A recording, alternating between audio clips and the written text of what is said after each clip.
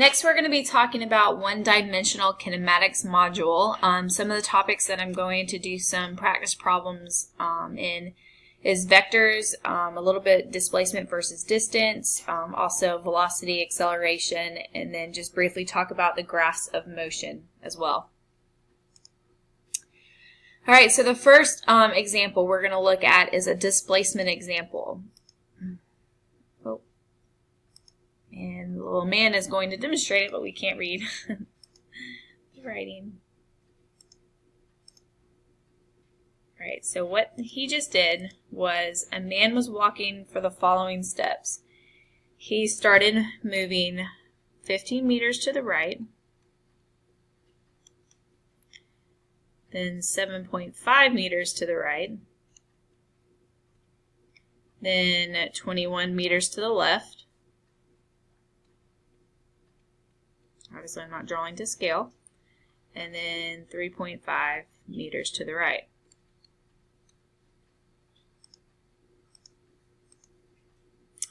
All right, so basically we want to know his overall distance and displacement. So the distance is basically going to be the sum of all the segments. So he walked 15 to the right, 7.5 to the right, 21.0 to the left, and 3.5. We add all those up, so the distance total that that man walked was 47.0 meters. Now we're going to look at this displacement, which is sum of the segments, but also considering direction. So let's assume that the right is going to be a positive direction and left is the negative direction. So positive 15 plus 7.5. And when he turned around and went left, that's going to put it in the negative direction, so minus 21.0, then back in the right direction at 3.5 meters, which is going to give us 5.0 positive, which means that we need to go right. So again, if you're asking for the displacement, you have to have the magnitude plus the direction. So the resultant displacement of that practice problem was 5.0 meters to right.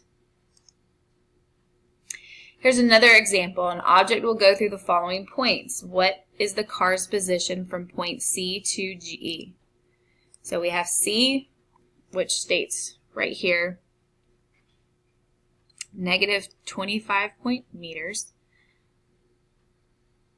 Oh, I'm sorry. To get to point C, we had to go negative 25 meters. So this would be from 0, C.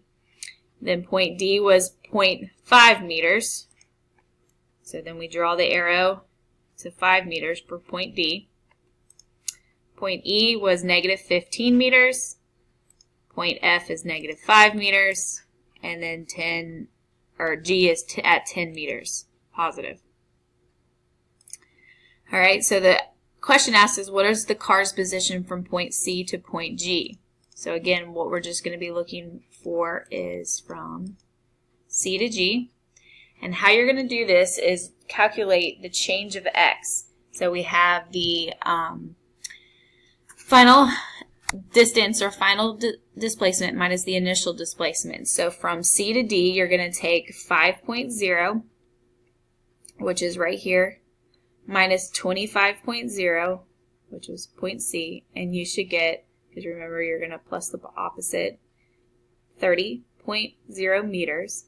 From D to E, you get negative 15.0 minus 0.5 equals negative 20.0 meters.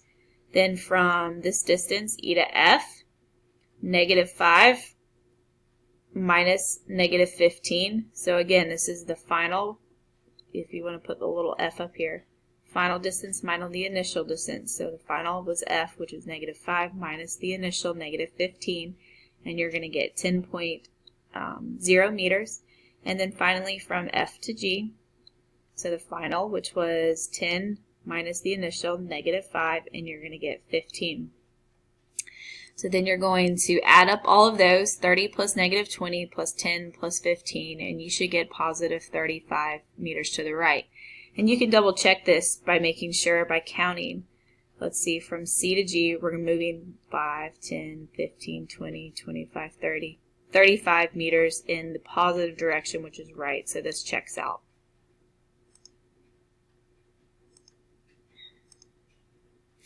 Here's a velocity example. It says a boy rolls a baseball across the ground at a velocity of 2.84 meters per second. How long does it take the ball to travel a distance of 4.16 meters? So first of all, we need to know what the question's asking and what is it giving us. It's asking us how long, so we're going to be looking for a t in the equation. It's given us a velocity, and it's given us a distance. So if we know our formula sheet, we know that the change of time can equals the change of distance divided by velocity. So we add in what we know, which is 4.16 meters, which is the change in distance, divided by the velocity, 2.84. We plug that into our calculator, and we should get 1.46 seconds. Acceleration, how fast the velocity changes. Remember, this is a type of vector. So we have a lot of different formulas that we can use depending on what the example problem is asking. So make sure you have these formulas memorized or written down. And also right here, acceleration is the change of velocity divided by the change of time. So here's the practice problem. It says how much time, so that means we're asking for time, is needed for a boy on roller skates to slow down from 17.5 meters per second to 9.7 meters per second if he covers this amount of distance, 45.0 meters. So we have initial velocity, final velocity, and distance, but we don't know time. So we write down what we know, we figure out what the question is asking for, and then we look at our equations. So we have an equation right here, which we would have everything but one unknown, which is t, so we know that this checks out. We plug in what we know, or you can rewrite the formula to solve for t, and then plug in what we know. So we have 2 times x, which is the distance, so it's 45. This is all going to be divided by the initial velocity, so 17.4 plus the final velocity. So we solve the top, solve the bottom, then divide the two, and we should get 3.39 seconds.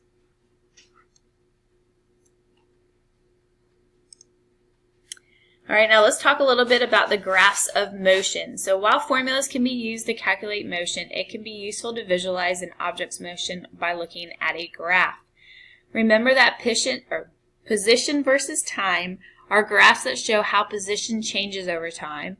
Remember that velocity versus time can be graphs that examine a changing velocity. And then acceleration versus time can be graphs looking at acceleration over time. So let's just talk about this graph here on the right-hand side. First of all, note what it is graphing. It's showing us time and distance. So this is how an object is moving distance over time. So if we see this steep slope, we know that the distance is traveling very fast, but it's also at a constant speed because there is no curve like you see here on this blue line. So it is moving. That means this object from this to this point and this to this time has traveled a distance because both of it has increased. But as that constant time has gone further, the distance is increasing, meaning that this object is accelerating. And let's look at this red line here. We have a constant steady speed increasing on and going up. Then at this motion, from this point to this point, we know that the distance is not changing, so that object has been stationary or not moving. And then the last line at the to the right-hand side, which the distance is decreasing, meaning that that object is actually returning to its original spot. So be sure that you can analyze a graph of motion and what it's trying to tell. And that is it for the second part of the final exam review.